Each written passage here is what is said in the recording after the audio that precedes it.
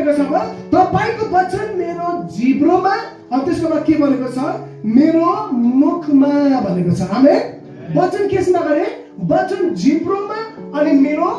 मुखमा अनि जब हामीले व्यवस्थामा पढ्यौ त्यहाँ चाहिँ के भनेको छ वचन चाहिँ आफ्नो केसमा राख्नु गरे आफ्नो मनमा राख्नु हालेलुया वचन केमा राख्नु यता जमानामा यता हेर्नुस् त वचन केमा राख्नु गरे हाम्रो सब यता हेर्नुस् है वचन पहिला आफ्नो मनमा राख्नुस् भन्दा मन भन्नुस् त मनमा राख्नुस् वचन आफ्नो जिब्रोमा राख्नुस् वचन आफ्नो मुखमा राख्नुस् आमेन वचन चाहिँ काउनु पर्छ वचन तपाईको मनमा आउनु पर्छ वचन तपाईको जिब्रोमा आउनु पर्छ अनि वचन तपाईको केमा आउनु पर्छ मुखमा आउनु पर्छ वचन चाहिँ नि WhatsApp स्टेटसमा राखेर केही पनि हुँदैन धेरैले WhatsApp स्टेटसमा वचन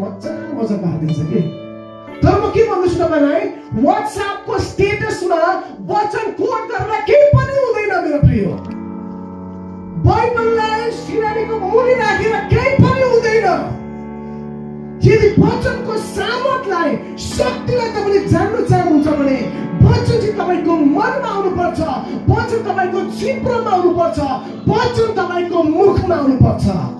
हालेलुया